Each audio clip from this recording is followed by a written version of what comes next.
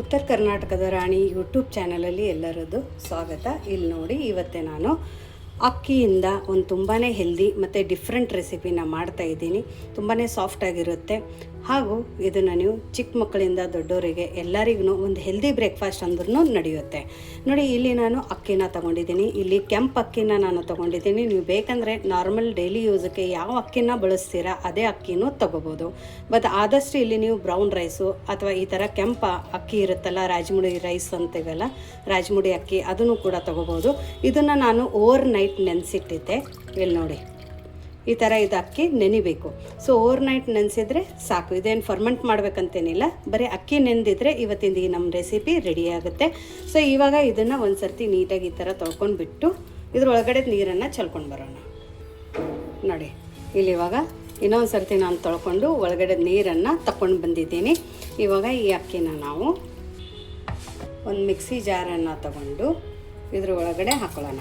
ನಿಮ್ಮ ಹತ್ರ ಯೂಶ್ವಲಿ ಹಳ್ಳಿಯಲ್ಲಿ ಇನ್ನೂ ರುಬ್ಬೋದಿರುತ್ತೆ, ಕೈಯಲ್ಲಿ ರುಬ್ಬು ಮಾಡಿದರೆ ಇನ್ನೂ ಸಖತ್ತಾಗಿ ಟೇಸ್ಟ್ ಬರುತ್ತೆ. ಸೇಮ್ ತುಂಬ ಸಣ್ಣ ದೋಸೆಗೆ ಹೆಂಗೆ ರುಬ್ತೀವಲ್ಲ ಅದೇ ಥರ ಇಲ್ಲಿ ನಮಗೆ ಈ ಅಕ್ಕಿನ ರುಬ್ಕೋಬೇಕಾಗಿದೆ. ನೋಡಿ, ಇವಾಗ ಇದಕ್ಕೇನೆ ರುಚಿಗೆ ತಕ್ಕಷ್ಟು ಉಪ್ಪನ್ನು ಹಾಕೊಳ್ಳೋಣ. ನೋಡಿ, ಇಲ್ಲಿ ನಾನು ಕೊಬ್ಬರಿನ ತೊಗೊಂಡಿದ್ದೀನಿ, ಹಸಿ ತೆಂಗಿನಕಾಯಿನ ತೊಗೊಂಡಿರೋದು. ಸೊ ಇದ್ರ ಮೇಲ್ಗಡೆದು ಸಿಪ್ಪೆ ತಗೊಂಡಿದ್ರೆ ರೆಸಿಪಿ ಫುಲ್ ಫೈನು ಈ ಕೊಬ್ಬರಿ ಹಂಗೆ ವೈಟಾಗಿ ಬರುತ್ತೆ.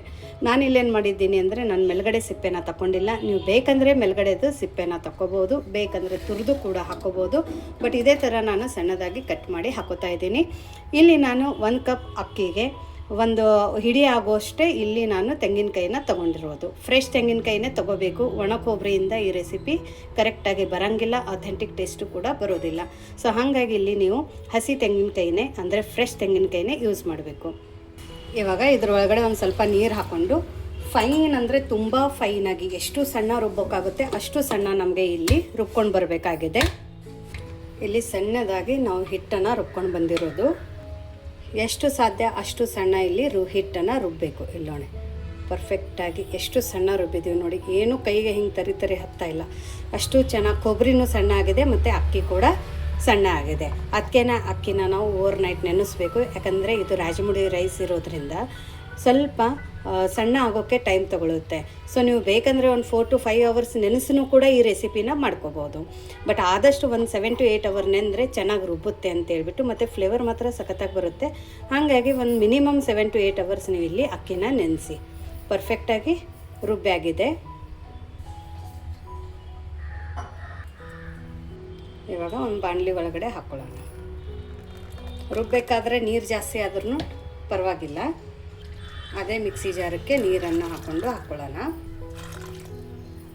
ನೋಡಿ, ಇದಕ್ಕೇನೆ ಇನ್ನೊಂದು ಸ್ವಲ್ಪ ನೀರನ್ನು ಹಾಕ್ಕೊಳ್ಳೋಣ. ಇನ್ನೊಂದು ಸ್ವಲ್ಪ ರುಚಿಗೆ ತಕ್ಕಷ್ಟು ಉಪ್ಪನ್ನು ಹಾಕ್ಕೊಳ್ಳೋಣ. ಆಗ ರುಬ್ಬೇಕಾದ್ರೂ ಒಂದು ಸ್ವಲ್ಪ ಉಪ್ಪನ್ನು ಹಾಕ್ಕೊಂಡಿದ್ವಿ. ಒಂದು ಸರ್ತಿ ನೋಡಿಬಿಟ್ಟೆ ಇಲ್ಲಿ ನೀವು ಉಪ್ಪನ್ನು ಹಾಕೋಬೇಕು. ಇದನ್ನು ನೀಟಾಗಿ ಮಿಕ್ಸ್ ಮಾಡ್ಕೊಳ್ಳೋಣ. ನೋಡಿ, ಈ ಥರ ಪೋರಿಂಗ್ ಕನ್ಸಿಸ್ಟೆನ್ಸಿ ಇರಬೇಕು. ಭಯ ಪಡಬೇಡಿ ತುಂಬ ತಿಳಿಯಾದ್ರೂ. ನೋಡಿ, ಇದು ಇನ್ನೊಂದು ಸ್ವಲ್ಪ ಗಟ್ಟಿನೇ ಅನ್ನಿಸ್ತಾ ಇದೆ. ಇನ್ನೊಂದು ಸ್ವಲ್ಪ ನೀರನ್ನು ಹಾಕೊಳ್ಳೋಣ. ಸೂಪರ್, ಪರ್ಫೆಕ್ಟಾಗಿದೆ. ನೀರಿನಂಗೆ ಇರಬೇಕು. ಯಾಕಂದರೆ ನಾವು ಇವತ್ತು ನೀರು ದೋಸೆ ಮಾಡ್ತಾಯಿದ್ದೀವಿ. ಸೊ ನೀರು ದೋಸೆಗೆ ಹಿಟ್ಟು ನೀರಿನಂಗೆ ಇರಬೇಕು. ಪರ್ಫೆಕ್ಟಾಗಿ ಆಗಿದೆ.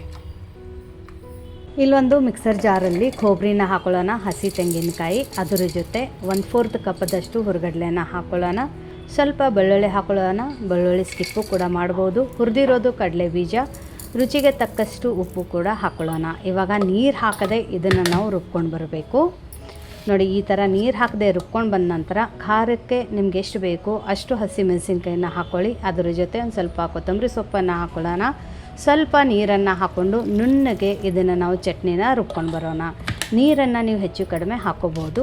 ನೋಡಿ, ಈ ಥರ ಇಲ್ಲಿ ನಾನು ಗಟ್ಟಿ ಚಟ್ನಿನ ರುಬ್ಕೊಂಡು ಬಂದಿದ್ದೀನಿ. ಯಾಕಂದರೆ ನೀರು ದೋಸೆಗೆ ಇದು ಪರ್ಫೆಕ್ಟ್ ಕಾಂಬಿನೇಷನು. ನೀವು ತೀರಾ ನೀರು ಚಟ್ನಿ ಬೇಕಂದ್ರೂ ಕೂಡ ಮಾಡ್ಕೋಬೋದು. ಬಟ್ ಈ ಥರ ಮಾಡಿದರೆ ಚೆನ್ನಾಗಿರುತ್ತೆ. ನೋಡಿ, ಹೆಂಚು ತುಂಬ ಚೆನ್ನಾಗಿ ಕಾಯ್ದಿದೆ. ಒಂದು ಸ್ವಲ್ಪ ಎಣ್ಣೆಯಿಂದ ಇದನ್ನು ಹೆಂಚನ್ನು ಒರೆಸ್ಕೊಳ್ಳೋಣ. ತೆವಿ ತುಂಬ ಚೆನ್ನಾಗಿ ಬಿಸಿ ಇರಬೇಕು. ಆಮೇಲೆ ಹಾಕೋಬೇಕಾದ್ರೆ ಪ್ರತಿ ಸಲ ಹಿಟ್ಟಲ್ಲಿ ಈ ಥರ ಕೈ ಆಡಿಸಿ ನಮಗೆ ಹಿಟ್ಟನ್ನು ಹಾಕೋಬೇಕಾಗಿದೆ. ನೋಡಿ, ಈ ಥರ ಪರ್ಫೆಕ್ಟ್. ಹೆಂಚು ಬಿಸಿ ಇದ್ದರೆ ಮಾತ್ರ ಈ ಥರ ತೂತಾಗಿ ಮತ್ತು ತುಳಿಯುವಾಗಿ ಬರುತ್ತೆ ನೋಡಿ. ಈ ಥರ ಬಂದರೆ ಹಿಟ್ಟು ಪರ್ಫೆಕ್ಟಾಗಿ ಆಗಿದೆ ಅಂತ. ತುಂಬ ತಿಳುವಾಗಿ ತುಂಬ ಚೆನ್ನಾಗಿ ಬಂದಿದೆ ನೋಡಿ. ಫ್ಲೇಮನ್ನು ಹೈ ಫ್ಲೇಮಲ್ಲಿನೇ ಇಟ್ಟು ಮೇಲ್ಗಡೆ ಮುಚ್ಚೋಣ ಅಂತೆ, ಯಾಕಂದರೆ ಇದು ಸ್ಟೀಮ್ ಆಗಬೇಕು. ಇವಾಗ ಮುಚ್ಚಿದ ಮೇಲೆ ಫ್ಲೇಮನ್ನು ಮೀಡಿಯಮ್ ಫ್ಲೇಮಲ್ಲಿ ಇಟ್ಕೊಳ್ಳೋಣ ನೋಡಿ. ಇವಾಗ ತೆಗೆಯೋಣ. ಕೆಲವೊಬ್ರದ್ದು ನೀರು ದೋಸೆ ಯಾಕೆ ಫೇಲ್ ಆಗುತ್ತೆ ಅಂದರೆ ಅಕ್ಕಿ ಚೆನ್ನಾಗಿ ನೆಂದಿಲ್ಲ ಅಂದರೆ ನೀರು ದೋಸೆ ಫೇಲ್ ಆಗುತ್ತೆ ಮತ್ತು ಮೇಲ್ಗಡೆ ಬಿಳಿ ಥರ ಬರುತ್ತೆ. ಸೊ ಇವಾಗ ಮೇಲ್ಗಡೆ ನಾವು ಹಾಕಿದ ತಕ್ಷಣವೂ ಬಿಳಿಯಾಗಿ ಬಂದಿಲ್ಲ, ಯಾಕಂದರೆ ಅದು ನಾವು ಅಕ್ಕಿ ನೆಂದಿಲ್ಲ ಅಂದರೆ ಮಾತ್ರ ಆ ಥರ ಬರುತ್ತೆ ನೋಡಿ. ಎಷ್ಟು ಚೆನ್ನಾಗಿ ಬಂದಿದೆ ಮತ್ತು ಎಷ್ಟು ನೀಟಾಗಿ ಎದ್ದಿದೆ. ಮತ್ತು ಇಲ್ಲಿ ನಾನು ಕಬ್ಬಿಣದ ತೆವಿನೇ ಯೂಸ್ ಮಾಡಿರೋದು. ಡೈಲಿ ಅದ್ರ ಮೇಲೆ ಚಪಾತಿ ಮಾಡ್ತೀನಿ ಅಂತೇಳ್ಬಿಟ್ಟು ಈ ಕಬ್ಬಿಣದ ತೆನೆ ಚೆನ್ನಾಗಿ ಇಲ್ಲಿ ಗ್ರೇಸ್ ಆಗಿದೆ. ಹಾಗಾಗಿ ಈ ನೀರು ದೋಸೆನೂ ಕೂಡ ಬರೀ ಎಣ್ಣೆ ಬಟ್ಟೆಯಿಂದ ಒರೆಸಿದ್ರೆ ನೀಟಾಗಿ ನೀರು ದೋಸೆ ಬಂದಿದೆ. ಸೊ ಕಬ್ಬಿಣದ ತೆವಿ ಮೇಲೇನೂ ಕೂಡ ಈ ನೀರು ದೋಸೆ ಬಂದಿದೆ ಅಂದರೆ ತುಂಬ ಪರ್ಫೆಕ್ಟಾಗಿ ಬಂದಿದೆ ನೋಡಿ. ಇವಾಗ ಇನ್ನೊಂದು ಹಾಕಬೇಕಂದ್ರೂ ಫ್ಲೇಮನ್ನು ಲೋ ಫ್ಲೇಮಲ್ಲಿ ಇಟ್ಕೊಳ್ಳೋಣ, ಯಾಕಂದರೆ ಹೆಂಚು ತುಂಬ ಚೆನ್ನಾಗಿ ಕಾಯ್ದಿದೆ. ಬರೀ ಒಂದು ಎಣ್ಣೆ ಬಟ್ಟೆಯಿಂದ ಒರೆಸ್ಕೊಳ್ಳೋಣ. ಒಂದು ಹನಿನೂ ಎಣ್ಣೆ ಇಲ್ಲದೆ ಮಾಡ್ಕೊಳ್ಳೋ ಅಂಥ ರೆಸಿಪಿ ಅಂದ್ರೂ ನಡೆಯುತ್ತೆ. ಇವಾಗ ಹಾಕಬೇಕಾದ್ರೂ ಫ್ಲೇಮು ನಮಗೆ ಹೈ ಫ್ಲೇಮಲ್ಲಿ ಇಡಬೇಕು. ಹಿಟ್ಟು ಹಾಕ್ತೀವಲ್ಲ ಆ ಟೈಮಲ್ಲಿ ಫ್ಲೇಮನ್ನು ಹೈ ಫ್ಲೇಮಲ್ಲಿ ಇಟ್ಕೊಂಡು ಹಾಕ್ಕೊಳ್ಳೋಣ. ಇವಾಗ ಮತ್ತೆ ಮೇಲ್ಗಡೆ ಮುಚ್ಚೋಣ. ಫ್ಲೇಮನ್ನು ಮೀಡಿಯಮ್ ಫ್ಲೇಮಲ್ಲಿ ಇಟ್ಕೊಳ್ಳೋಣ. ಸೂಪರ್. ಇವಾಗ ಫ್ಲೇಮನ್ನು ಲೋ ಫ್ಲೇಮಲ್ಲಿ ಇಟ್ಕೊಳ್ಳೋಣ. ಅದುವಾಗ ಅದೇನೇ ಹೇಳ್ತಾ ಇದೆ ನೋಡಿ ತವೆಯಿಂದ, ಅಷ್ಟು ಚೆನ್ನಾಗಿ ಬಂದಿದೆ. ಎಲ್ಲ ಟಿಪ್ಸನ್ನು ಫಾಲೋ ಮಾಡಿ, ಪರ್ಫೆಕ್ಟಾಗಿ ಬರುತ್ತೆ ನಿಮ್ಮ ರೆಸಿಪಿ.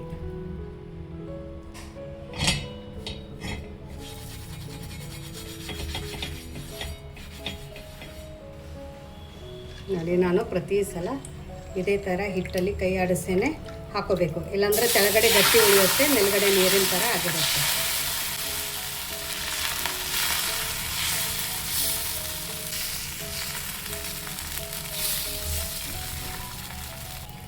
ಮೊಸರು, ಈನೋ, ಸೋಡಾ, ಎಣ್ಣೆ ಇಲ್ಲದೆ ಮಾಡ್ಕೊಳ್ಳುವಂಥ ಒಂದು ಹೆಲ್ದಿ ರೆಸಿಪಿ ಅಂದ್ರೂ ನಡೆಯುತ್ತೆ ನೋಡಿ. ಒಂದು ಸ್ವಲ್ಪ ಕ್ರಿಸ್ಪಿ ಬೇಕಂದರೆ ಒಂದು ಸ್ವಲ್ಪ ಜಾಸ್ತಿ ಹೊತ್ತು ಬಿಟ್ಟಿದ್ರೆ ತಾನೇ ಇನ್ನೊಂದು ಸ್ವಲ್ಪ ಕ್ರಿಸ್ಪಿ ಕೂಡ ಆಗುತ್ತೆ. ಪರ್ಫೆಕ್ಟ್.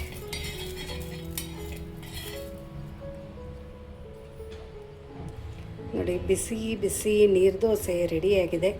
ಪರ್ಫೆಕ್ಟಾಗಿ ಬಂದಿದೆ, ನೀವು ನೋಡ್ಬೋದು. ಸ್ವಲ್ಪ ಕ್ರಿಸ್ಪಿ ಬೇಕಂದರೆ ಒಂದು ಸ್ವಲ್ಪ ಜಾಸ್ತಿ ಹೊತ್ತು ಬಿಟ್ಟರೆ ಕ್ರಿಸ್ಪಿ ಕೂಡ ಆಗುತ್ತೆ. ಇನ್ನೂ ಸಾಫ್ಟ್ ಬೇಕಂದರೆ ಒಂದು ಸ್ವಲ್ಪ ಬೇಗ ತೆಗೆದ್ರೂ ಪರವಾಗಿಲ್ಲ. ಇದ್ರ ಜೊತೆ ಸರ್ವ್ ಮಾಡೋಣ ನಾವು ಮಾಡ್ಕೊಂಡಿರೋಂಥ ಚಟ್ನಿ. ಸೂಪರ್ ಅಂದರೆ ಸೂಪರ್ ಟೇಸ್ಟಾಗಿರುತ್ತೆ. ರಾಜಮುಡಿ ಅಕ್ಕಿ ಅನ್ನ ತಿನ್ನೋಕ್ಕೆ ಎಲ್ಲರೂ ಬೇಜಾರು ಮಾಡ್ಕೋತಾರೆ, ಅದ್ರ ಬದಲಾಗಿ ನೀವು ಈ ಥರ ಮಾಡ್ಕೊಡ್ಬೋದು. ಸೊ ಈ ಚಟ್ನಿ ಜೊತೆ ಈ ಟೇಸ್ಟಿ ನೀರು ದೋಸೆ ರೆಸಿಪಿ ನಿಮಗೆ ಹೇಗೆ ಅನ್ನಿಸ್ತು ಅಂತ ಕಮೆಂಟ್ ಮೂಲಕ ತಿಳಿಸೋದನ್ನು ಮರಿಬೇಡಿ. ಮತ್ತೆ ಸಿಗೋಣ ನಾವು ಇದೇ ಥರ ಹೊಸ ರುಚಿ, ಹೊಸ ಅಡುಗೆ ಜೊತೆ. ಹಾಗೂ ನಿಮಗೆ ಇವತ್ತಿನ ಈ ರೆಸಿಪಿ ಹೇಗೆ ಅನ್ನಿಸ್ತು ಅಂತ ಕಮೆಂಟ್ ಮೂಲಕ ತಿಳಿಸೋದನ್ನು ಮರಿಬೇಡಿ. ಇನ್ನೂ ನಮ್ಮ ಚಾನಲ್ನ ಲೈಕ್ ಮಾಡಿಲ್ಲ ಅಂದರೆ ಲೈಕ್ ಮಾಡಿ, ಶೇರ್ ಮಾಡಿ, ಸಬ್ಸ್ಕ್ರೈಬ್ ಮಾಡಿ. ಸಿಗೋಣ ಮತ್ತೆ ಹೊಸ ರುಚಿ, ಹೊಸ ಅಡುಗೆ ಜೊತೆ ನಮ್ಮ ಉತ್ತರ ಕರ್ನಾಟಕದ ರಾಣಿ ಯೂಟ್ಯೂಬ್ ಚಾನಲಲ್ಲಿ. Thank you.